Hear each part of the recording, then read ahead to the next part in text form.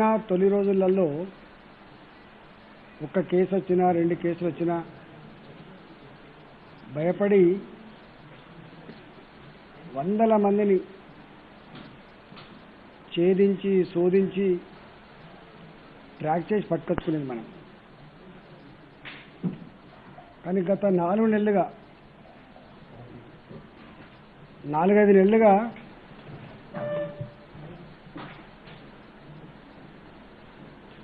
ఈ కేసులు చూసిన తర్వాత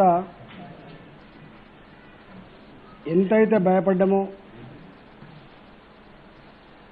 ఏ విధంగానైతే ఆనాడు కొన్ని కేసులు వచ్చినా కూడా వెంటాడి వేటాడి ట్రేస్ చేసి టెస్టులు చేసినామో,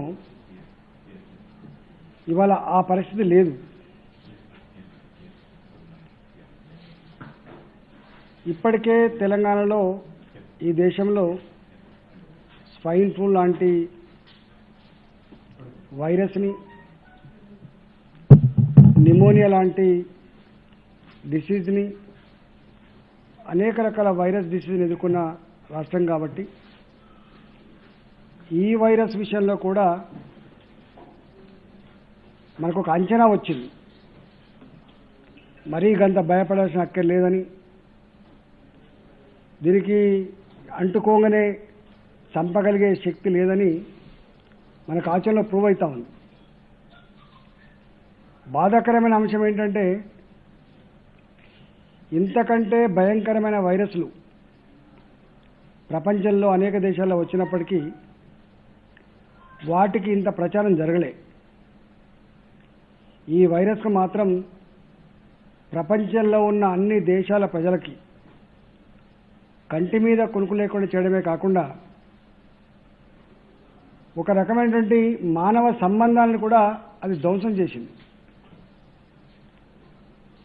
కానీ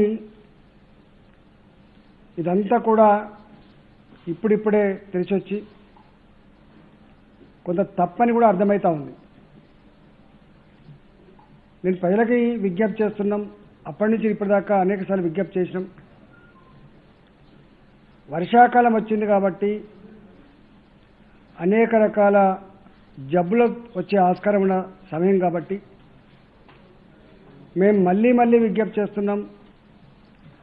ఏ ఇంట్లో ఏ వ్యక్తికి జలుబు, జ్వరము, దగ్గు లేదా ఇతరత్ర గుండె నొప్పి లాంటి సమస్యలు వచ్చినప్పుడు తక్షణమే పిఎస్సిని కన్సల్ట్ చేయండి. ఇప్పటికే గత 4-5 నెలలుగా గ్రామీణ ప్రాంతాల్లో మా ఆశా వర్కర్లు, మా ఏఎన్ఎంలు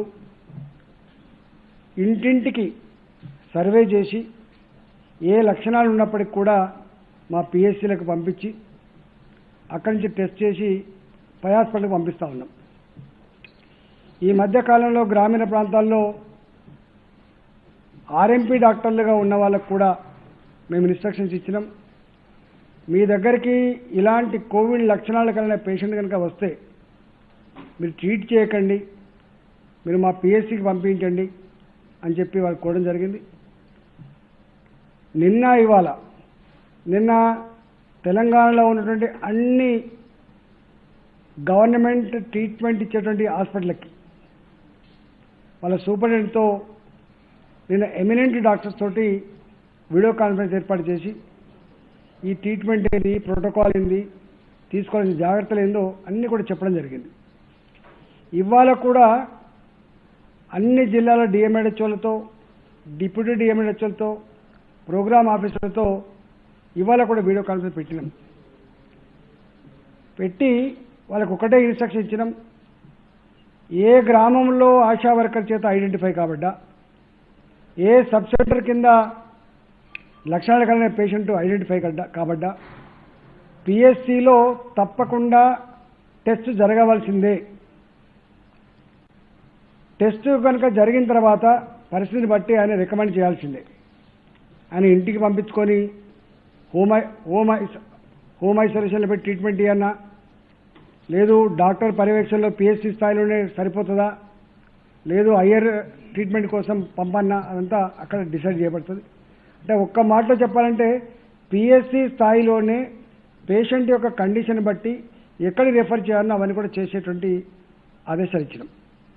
రెండవది, పేషెంట్ కనుక పిఎస్సికి వచ్చినా లేదా సిఎస్సికి వచ్చినా, ప్రభుత్వపరమైన హాస్పిటల్కి వచ్చినా, ప్రైవేట్ హాస్పిటల్కి వచ్చినా, టెస్ట్ చేయకపోయినప్పటికి కూడా, కోవిడ్ నిర్ధారణ కాకపోయినప్పటికి కూడా తక్షణమే హాస్పిటల్లో జాయిన్ చేసుకొని ముందుగా ఆయనను స్టెబిలైజ్ చేసుకొని ముందుగా ఆయనకి ట్రీట్మెంట్ అందించి ఆ తదుపరి టెస్ట్ చేసుకొని ఒకవేళ కోవిడ్ పాజిటివ్ అయితే కోవిడ్ ట్రీట్మెంట్ని లేదా అదర్ రిలేటెడ్ ఇష్యూస్ ఉంటే, అదర్ హెల్త్ ఇష్యూస్ ఉంటే అదర్ ట్రీట్మెంట్ ఇచ్చే దానికోసం కూడా మేము ఆదేశాలు ఇవ్వడం జరిగింది. ప్రజలను మళ్ళీ మళ్ళీ కోరుతున్నాం, దయచేసి మీరు జ్వరమే కదా, దగ్గే కదా, జలుబే కదా, ఏమైద్దిలే అని చెప్పి మీ ఇళ్లల్లో మీరు కనుక ఉంటే 4 రోజులకో 5 రోజులకో వారం రోజులకో తీవ్రమైనటువంటి శ్వాసకోశమైనటువంటి సమస్య వస్తుంది. చాలా మందిలో మేము చూస్తూ ఉన్నాం, జ్వరాలు వచ్చినా ఇతర సమస్య వచ్చినా ఇళ్లలో ఉండి 5 రోజులకు మాకు శ్వాసాడతలేని చెప్పి మాకు ఫోన్ చేస్తూ ఉన్నారు.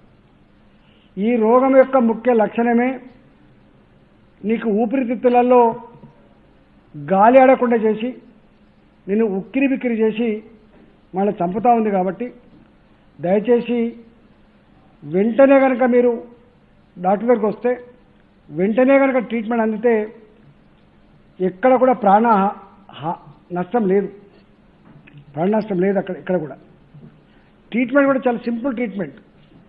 ఇంతకుముందు అనేకసార్లు చెప్పినాం మేము, పిఎస్సి స్థాయిలో కూడా అందుబాటులో ఉన్న ఈ ట్రీట్మెంట్ ఎస్సిక్యూ టాబ్లెట్ కావచ్చు, అజిత్రోమైసిన్ కావచ్చు, లేదా ఇతరత్ర డెక్సామిథాజోన్ కావచ్చు, లేదా ఇతర మాత్రలు కావచ్చు, అన్ని రకాల మందులు కూడా 15 పైసల టాబ్లెట్లు, 10 రూపాయల ఇంజక్షన్ తప్ప వేలాది రూపాయల ఇంజక్షన్ కూడా లేవు. నిన్న ఎక్స్పర్ట్ కమిటీ నిర్ధారించింది ఏంటంటే అసలు ఈ ట్రీట్మెంట్ అంతా కలిపితే 1000 రూపాయలు మించదు అని చెప్తున్నారు.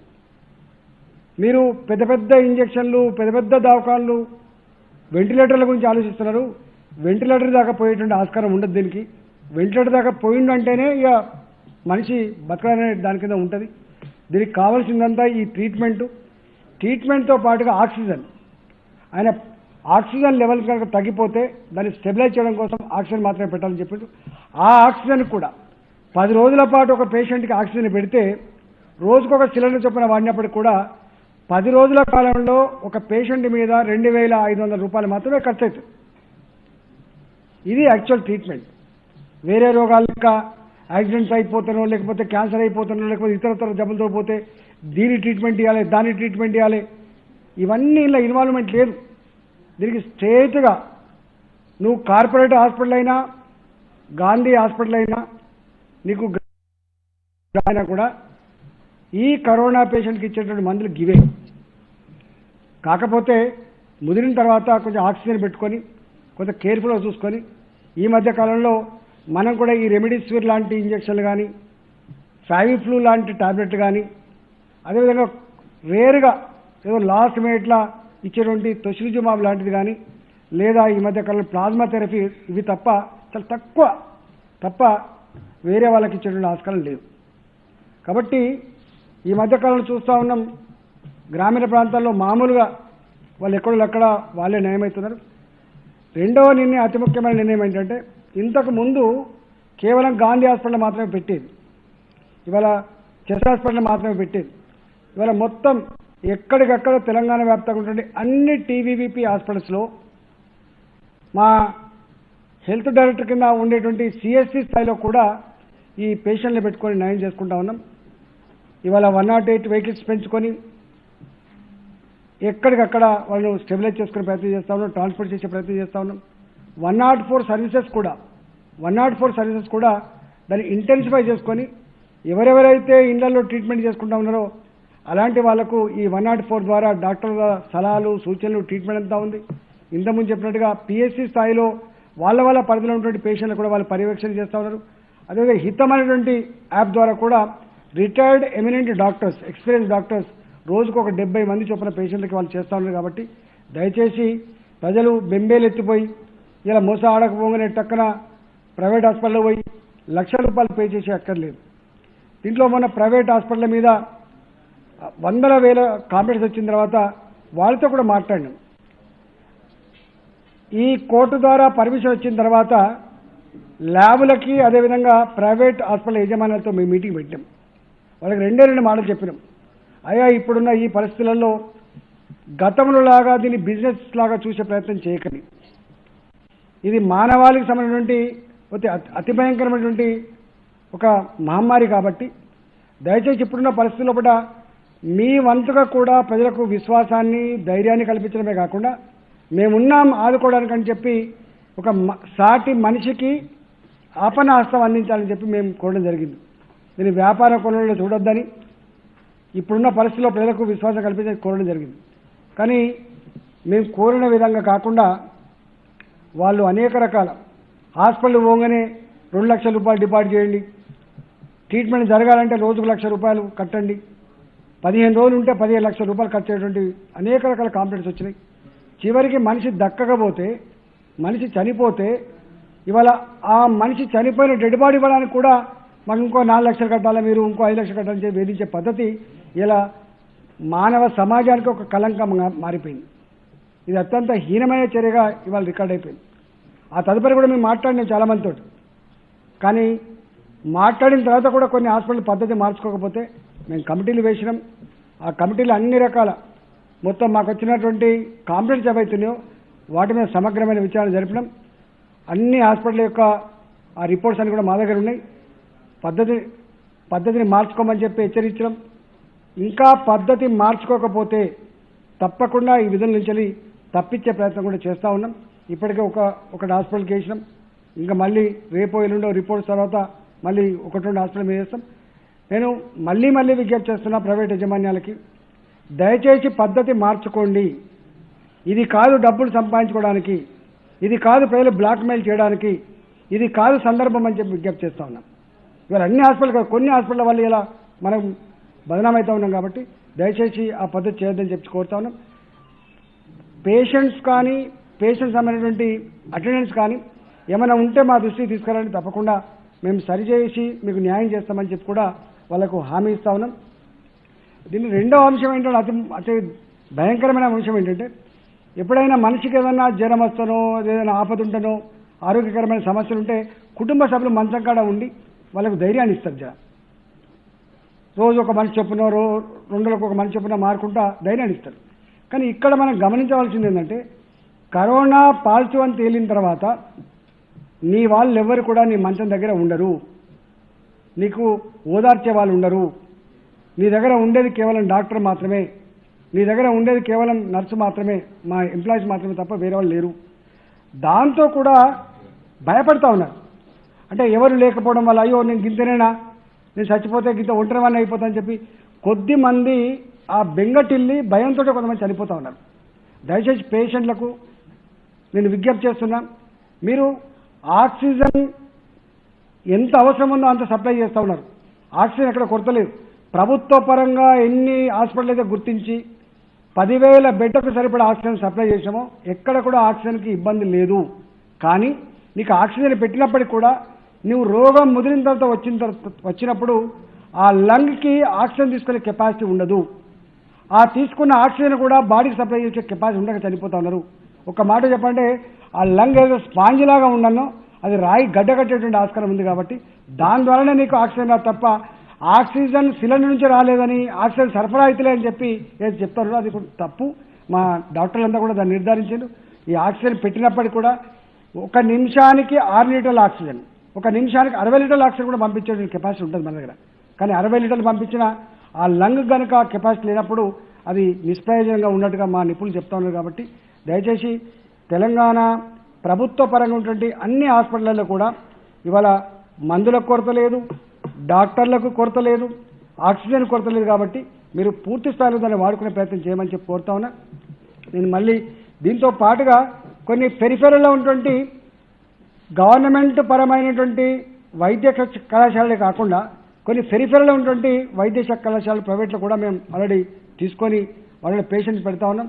ఇవాళ మెదక్ జిల్లాలో మనకు సిద్దిపేట జిల్లాలో ఒకటి ఉన్నది ఆర్వీఎం, అదేవిధంగా ఎంఎన్ఆర్ హాస్పిటల్ ఉన్నది, ఇక్కడ మమతా హాస్పిటల్ తీసుకున్నాం, మల్లారెడ్డి గారి హాస్పిటల్ తీసుకున్నాం, కామినీని తీసుకుందాం, ఇంకా అవసరం పడి తీసుకుంటాం.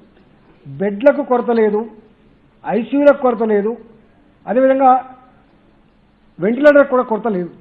నాకు తెలిసి వెంటిలేటర్లు అవసరం పడి చాలా తక్కువ కాబట్టి మీరు ఆ ఫెసిలిటీని వాడుకోమని చెప్పి కోరుతా ఉన్నాం. ఇవాళ కార్పొరేట్ హాస్పిటల్ పోగానే ఏదో అక్కడేదో బతరు, గవర్నమెంట్ హాస్పిటల్ రాగానే చనిపోతారనే మాట వచ్చి శుద్ధ తప్పు. ఎక్కడైనా అక్కడ కూడా మనకు ముదిరిన తర్వాత చనిపోతూ ఉన్నారు, ఇక్కడైనా అదే చనిపోతూ ఉన్నారు. ఇంకా బాధాకరమైనది ఏంటంటే కొన్ని సందర్భాల్లో సీరియస్గా ఉన్న పేషెంట్ ఎవరైతే ప్రైవేట్కి పోతూ ఉన్నారో వాళ్ళు తీసుకోవట్లేదు. మీరు గాంధీకి పోండి అని చెప్తా ఉన్నారు. అంటే ఇక ఈయన చనిపోతాడు, ఈయన ఆక్సిజన్ లెవెల్ తగ్గిపోయినాయి, ఈయన బతికట్లేడని కనుక అంటే వాళ్ళు గాంధీకి పంపుతారు. కొన్ని సందర్భాల్లో అర్ధాంతరంగా కొన్ని కార్పొరేట్ హాస్పిటళ్లలో పేషెంట్ని ఇక చనిపోతాడని తెలియగానే మా దగ్గర పంపిస్తారు. కొన్ని సందర్భాల్లో డబ్బులు లేకపోతే మీరు డబ్బులు లేవు కాబట్టి మీరు గవర్నమెంట్ హాస్పిటల్ పొమ్మని చెప్పి పంపుతాను. ఎంత బాధాకరమైందంటే మనిషి కదులుతో కూడా చనిపోయేటువంటి ఆస్కారం ఉంటుంది. ఇక్కడ మనిషి ఆక్సిజన్ లెవెల్స్ పడిపోయినప్పుడు మనిషి కొంచెం కదులుతో కూడా చనిపోయేటువంటి ఆస్కారం ఉంటుంది. కాబట్టి అట్లాంటి పని కూడా చేయొద్దని చెప్పి కోరుతా ఉన్నాం. మేము పేషెంట్కి పల్స్ ఆక్సిమీటర్ల ద్వారా మీరు ఎప్పటికప్పుడు మీరు మాటల ద్వారా ఎప్పటికప్పుడు ఆయన ఆక్సిజన్ లెవెల్ కనుక్కొని ఆయన చనిపోయే లెవెల్ ఉన్నప్పుడు గవర్నమెంట్ హాస్పిటల్ పంపించేదని కూడా మేము విజ్ఞప్తి చేస్తాం. అదేవిధంగా చివరగా ప్రజలందరికీ కూడా మళ్ళీ చేసే విజ్ఞప్తి ఏంటంటే ప్రభుత్వ పరంగా ఏ జిల్లాకు ఆ జిల్లా మా మంత్రుల ఆధ్వర్యంలో, మా కలెక్టర్ల ఆధ్వర్యంలో ఇవాళ ట్రీట్మెంటే కాకుండా హోమ్ ఐసోలేషన్ కాకుండా గవర్నమెంట్ ఐసోలేషన్ కేంద్రాలు కూడా కొనసాగుతూ ఉన్నాయి. అక్కడ ఎప్పటికప్పుడు మానిటర్ చేస్తూ ఉన్నాం. హైదరాబాద్ ఎట్లయితే మనకు కొన్ని హాస్పిటల్, ఆయుర్వేద హాస్పిటల్ కావచ్చు, హోమియోపతి హాస్పిటల్ కావచ్చు, నేచర్ క్యూర్ హాస్పిటల్ కావచ్చు, ఎట్లయితే మనం ఐసోలేషన్ కేంద్రాలు పెట్టుకున్నాం, జిల్లాలలో కూడా మా కలెక్టర్లు, డిఎంహెచ్ఓల ఆధ్వర్యంలో ఐసోలేషన్ కేంద్రాలు పెట్టుకొని ఎవరికైతే ఇల్లు లేవో, ఎవరికైతే చిన్న రూములలో 10 మంది ఉన్నారో ఆ కుటుంబ సభ్యులు కూడా ఇన్ఫెక్ట్ అయ్యే ఆస్కారం ఉందని చెప్పి మేము భావించుకొని వాళ్ళకు కూడా మేము ఐసోలేషన్ కేంద్రాలు పెట్టి చేసుకుంటా ఉన్నాం. నాకు తెలిసి కొంత కిట్లు గ్రామ స్థాయి లెవెల్ వరకు కూడా పోయినాయి కాబట్టి, టెస్టింగ్ కిట్ గ్రామ స్థాయి వరకు కూడా పోయినాయి కాబట్టి 10 నిమిషాల్లోనే ఆ టెస్ట్ రిపోర్ట్ వస్తూ ఉంది కాబట్టి ఎక్కడ కూడా ఇబ్బంది లేదు. నేను కొంతమంది ప్రజలు భయపడిపోయి కూడా నాకుందేమో అని చెప్పి సెంటర్లకు వస్తుంది. అట్లాంటి పని చేయకండి. ఒకవేళ మీకు నిర్ధారణ పరీక్షలు కావాలంటే ర్యాపిడ్ టెస్ట్ చేయించుకోకండి. ఆర్టీపీసీఆర్ టెస్టులు ఉంటాయి, మీరు చేయండి. తప్పకుండా 24 గంటల్లో మీకు టెస్ట్ రిపోర్ట్ వచ్చే ఆస్కారం ఉంటుంది. కాబట్టి మీరు కేవలం సిమ్టమ్స్ ఉన్న వాళ్లకు ర్యాపిడ్ టెస్ట్ చేయడం ద్వారా తొందరగా తొందరగా ట్రీట్మెంట్ వచ్చే ఆస్కారం ఉంటుంది, వాళ్ళ లాభం జరిగే ఆస్కారం ఉంటుంది. ఎవరికైతే అసలే లక్షణాలు లేవో వాళ్ళందరూ ఈ ర్యాపిడ్ టెస్ట్ల కోసం వచ్చి నిజమైన పేషెంట్కి అందకుండా చేయొద్దని, మీరు అవసరమైతే ఆర్టీపీసీఆర్ టెస్ట్ చేయించుకోమని చెప్పి కూడా మేము కోరుతా ఉన్నాం. ఇవాళ టెస్టుల విషయంలో దాదాపు ఇప్పటికే 5 లక్షల పైన టెస్టులు జరిగినాయి.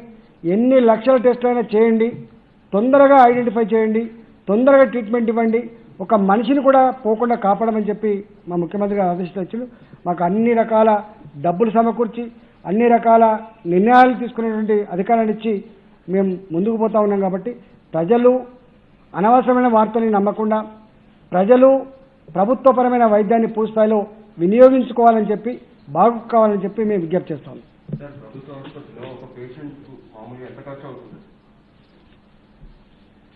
యాక్చువల్గా మన వైద్యుల మీద ఇవన్నీ పక్కకు పెడితే మందుల కోసమే ఖర్చు మాత్రం ఇదే. డెక్సామెథాజోల్, మీకు హెచ్సికు టాబ్లెట్లు, ఆక్సిజన్, ఇవన్నీ చిన్న ఖర్చుతో కూడుకున్న టాబ్లెట్లు.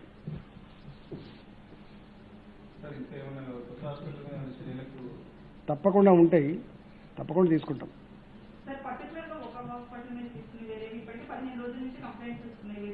మేము నిన్న నుంచి స్టార్ట్ చేసినాము.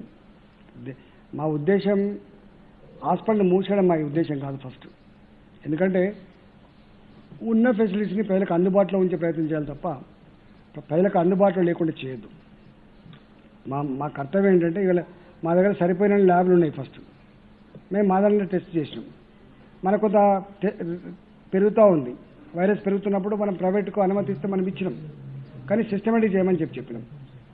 మనం ప్రజలకు భయభ్రాంతులకు గురి చేసే పద్ధతులు ఉన్నదని చెప్పినాం. అదేవిధంగా హాస్పిటల్ విషయంలో కూడా ప్రభుత్వ పరంగానే కాకుండా గవర్నమెంట్ సరిపోయినప్పుడు ప్రైవేట్లో కూడా ట్రీట్మెంట్ తీసుకునే వాళ్ళు కూడా ఉంటారు. కాబట్టి పేయింగ్ కెపాసిటీ ఉన్న వాళ్ళు ఉంటారు కాబట్టి అని చెప్పి మనం అనుమతి ఇచ్చాం. కానీ అనుమతి ఇచ్చిన తర్వాత ఇన్ని రకాల కంప్లైంట్స్ వచ్చినాయి. మేము ఎక్స్పెక్ట్ చేసింది వేరు. మేము 4,000 రూపాయలు పర్ డే, 7,500 రూపాయలు పర్ డే, 9,000 రూపాయలు పర్ డే, అంటే మామూలు బెడ్ కానీ ఆక్సిజన్లో ఐసీలో ఉన్న వాళ్ళు కానీ వెంటిలేటర్ మీద, కానీ ఎక్కడ కూడా వాళ్ళు పాటిస్తలేరు అవి. సార్, ఈ ప్లాస్మా ట్రీట్మెంట్ కి సంబంధించి ట్రయల్ రన్నర్ ఉన్నారు, గాంధీకి మాత్రమే పర్మిషన్ ఇచ్చారు సార్. కానీ ప్రైవేట్ హాస్పిటల్ అన్నింటిలో చేస్తున్నారు. ఇది మీ దృష్టికి వచ్చిందా? ఎటువంటి చర్యలు ఉంటాయి సార్? యాక్చువల్గా దీని మీద ముఖ్యమంత్రి గారు ఇప్పటికే మాకు సూచనలు చేసిండు. ఒక ప్లాస్మా బ్యాంక్ని పెట్టమని. మాకు బ్లడ్ బ్యాంక్ ఏదైతే ఉందో నారాయణగూడలో, ఆ బ్లడ్ బ్యాంక్లోనే ప్లాస్మా బ్యాంక్ కూడా మేము ఏర్పాటు కోసం సన్నాహాలు చేస్తా ఉన్నాం. దీంట్లో ఇంతకు ముందున్న పద్ధతి వేరు. ఇంతకుముందు గాంధీలో మాత్రమే ఉండే ఐసీఎంఆర్ పర్మిషన్ ఇచ్చింది. చాలామంది ఎవరైతే నయమైపోయినరో, యాంటీబాడీస్ డెవలప్ అయినటువంటి పేషెంట్లు ఉన్నారో వాళ్ళ దగ్గర బ్లడ్ తీసుకొని కొంతమంది పేషెంట్కి ఇస్తూ ఉన్నారు. ఒక నిజంగానే కనుక ఆ ప్లాస్మా థెరపీ ఒక మనిషిని కాపాడుతుందంటే దాని మీద చర్యల కంటే కూడా మనం హర్షించాలి. దాన్ని తప్పు పట్టట్లేదు.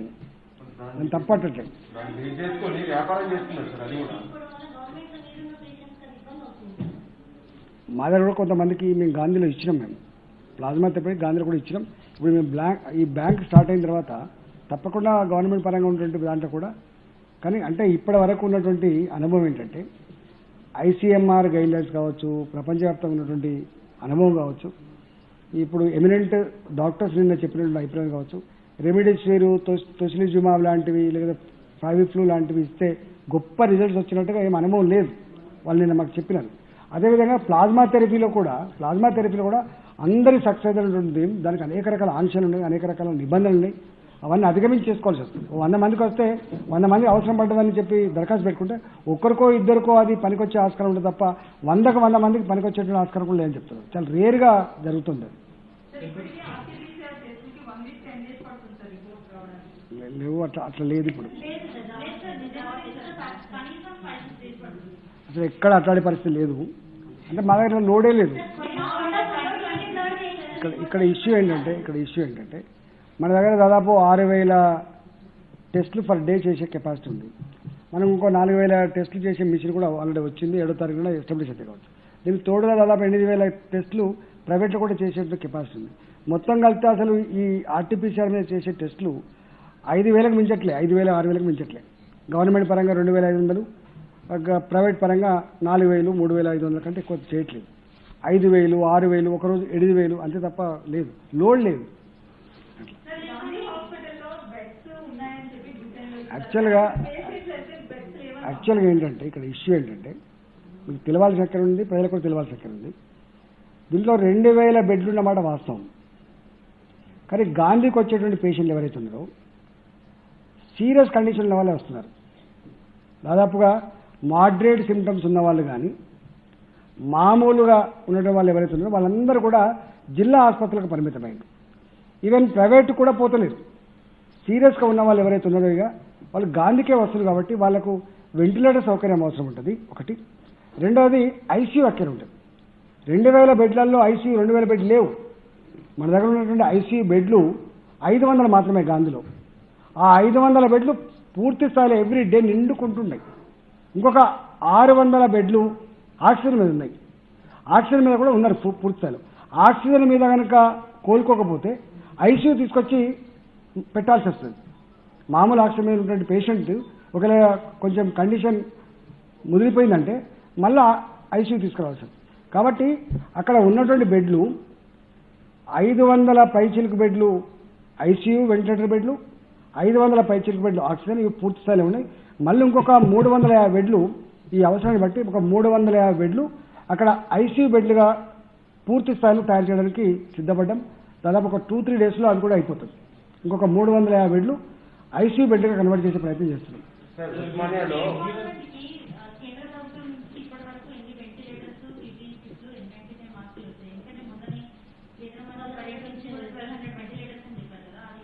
మాకు 1,400 వెంటిలేటర్ల కోసం మేము పెట్టినాం. 1,400 వెంటిలేటర్ పెట్టినాం. నాకు తెలిసి ఒక 700-750 దాకా రావచ్చు. అవి కూడా మిగతా కూడా వస్తాయని ఆశిస్తుంది. అవి మామూలు వెంటిలేటర్లు అవి, అంటే మనం అప్పట్లాగా పెట్టే వెంటిలేటర్ కాకుండా ఈ కోవిడ్ కోసం స్పెషల్గా తయారు చేయబడ్డ వెంటిలేటర్స్ అవి. అవి వస్తున్నాయి. గాంధీలో కొన్ని సిలిండర్లు ఆక్సిజన్ సిలిండర్లు ఇచ్చిండు వచ్చినాయి. గాంధీలో చాలా వెంటిలేటర్లను ఇన్స్టాల్ చేయట్లేదు, అట్లే పక్కన పెట్టేసారు. దీంట్లో ఇష్యూ ఏంటంటే దీనికి ఐసీయూలో ట్రీట్మెంటు ఆక్సిజనే చాలా కీలకం. 90% పేషెంట్లకు అదే అవసరం ఉంటుంది. రేర్ కేసెస్లో మాత్రమే మనకు వెంటిలేటర్ అవసరం ఉంటుంది. వెంటిలేటర్లు అవసరం కానీ తప్పకుండా పెడుతున్నాం. కానీ ఇక్కడ ఇష్యూ ఏంటంటే మీరు ఇంకోటి కూడా గమనించుకోవాలి. వెంటిలేటర్లు కానీ ఐసీయూ కానీ ఎక్కువ నెంబర్ ఆఫ్ బెడ్స్ పెరిగినప్పుడు ఈ మామూలు స్టాఫ్తో చేయలేము, చాలా ఎక్కువ స్టాఫ్ అవసరం ఉంటుంది. ఐసీయూలలో మామూలు హాస్పిటల్ వేరు. మీరు ఎక్కడ కూడా నువ్వు దేశంలో కానీ ప్రపంచంలో ఎక్కడ కూడా ఒక 10% బెడ్ల కంటే ఐసీయూ వెంటిలేటర్ ఎక్కువ మెయింటైన్ చేయలేరు. కానీ అది గాంధీలో ఇవాళ మనం దాదాపు 50% బెడ్లని ఆక్సిజన్ అండ్ ఐసీయూలో మెయింటైన్ చేస్తున్నాం. గుర్తుపెట్టుకో, 2000 బెడ్లలో 1000 మెయింటైన్ చేస్తాం. అంటే ఇది చాలా రేర్ కేసెస్, ఇది అసాధారణమైన పరిస్థితి కాబట్టి పనిచేస్తున్నాం. అయినా ఇంకా ధైర్యం చేసి ఇంకొక 350 బెడ్లు కూడా అక్కడే పెట్టే ప్రయత్నం చేస్తున్నాం.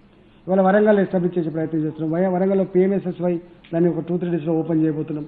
ఆల్మోస్ట్ అన్ని దవాఖానాలు కూడా మా మంత్రులు, మా కలెక్టర్లు, మా డిఎంహెచ్ఓలు, మా సూపరింటెండెంట్ అంతా కూడా ఎక్కడికక్కడ స్టెబిలైజ్ చేసుకుంటాం. దాదాపు ఆల్మోస్ట్ అన్ని జిల్లాలలో ఎక్కడి పేషెంట్ అక్కడనే ఉంటున్నాడు, ఇక్కడికి వచ్చే పరిస్థితి లేదు. ఓన్లీ హైదరాబాద్లో ఉన్నటువంటి పేషెంట్ కానీ లేదా కొద్దిమంది సీరియస్ ఉన్న పేషెంట్ను మా వాళ్ళు రికమెండ్ చేసి వస్తుంది తప్ప అదర్వైజ్ ఇక్కడ పేషెంట్ తక్కువ. సార్ కరోనా వస్తే వాళ్ళ లంగ్స్ కెపాసిటీ తగ్గిపోతే ఆక్సిజన్ తీసుకోవాలని చెప్పారు. కానీ ఉస్మానియాలో అసలు వాళ్ళకి పెట్టేటటువంటి దాంట్లో ఆక్సిజన్ రాకనే చాలా మంది చనిపోయారని తెలుస్తుంది సార్. వాళ్ళను అదే సిచ్యువేషన్ లో ఉన్న ప్రైవేట్ పంపగానే వెంటనే తనకి ఆక్సిజన్ పెడితే రికవర్ అయ్యారు. అట్లా కొన్ని కేసెస్ ఉన్నాయి. అంటే లైన్స్ పెంచుతున్నారు కానీ కెపాసిటీ పెంచట్లేదు అనేది అర్థమవుతుంది సార్. అదంతా తప్పు. దాదాపుగా మేము నిన్నను మొన్న ఇచ్చినట్టున్నా Gandhi hospital, Osmania hospital, chest hospital, Niloufer hospital, తర్వాత మీకు ఇక్కడ మన ఫ్యూర్ హాస్పిటల్, ఇవన్నిట్లో కూడా లిక్విడ్ ఆక్సిజన్ సిలిండర్లు పెట్టినాం. పెద్దవి బల్క్ లిక్విడ్ ఆక్సిజన్ సిలిండర్లు పెట్టినాం. అన్నీ పెట్టినాం. అంటే పాతనే గాంధీలో పాతనే ఉంది, ఉస్మానియా పాతనే ఉంది. వాటికి అడిషనల్గా యాడ్ చేస్తూ ఉన్నాం. మిగతా వాటికి అన్నిటి కొత్తవి పెట్టాం. అంతకుముందు సిలిండర్ గ్యాస్ సిలిండర్లు ఉండే, ఇప్పుడు వాటిని అన్నిటి రిప్లేస్ చేసి లిక్విడ్ ఆక్సిజన్ దాన్ని పెట్టాం. లిక్విడ్ ఆక్సిజన్ పెడితే ఏంటంటే మీకు 10 days దాకా కూడా ఉడవదు అనమాట. 10 daysకి ఒకసారి ఉడుతుంది, వచ్చి నింపిపోతా ఉంటాం.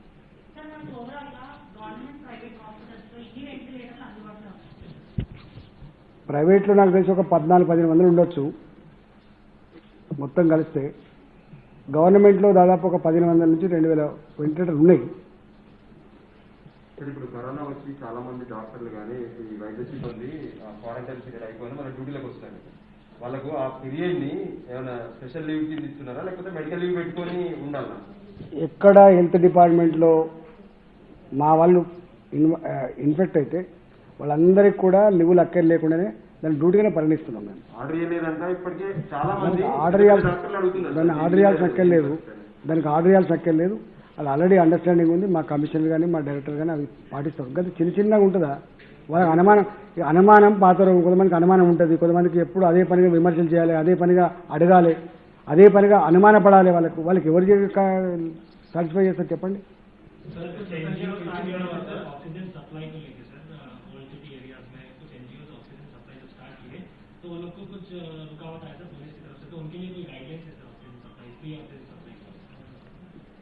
एक्चुअली थोड़ी लोग घर में भी ऑक्सीजन सिलेंडर ला के रख रहे, थोड़ा बस्तियों में बड़े लोग जो NGOs है हाल्स में रख के भी ऑक्सीजन रख रहे, उन लोग कर रहे। हम सूचना दिए थे, डॉक्टर प्रिस्क्रिप्शन, डॉक्टर सूचना सलाह लेके चलाने के लिए हम बताए थे.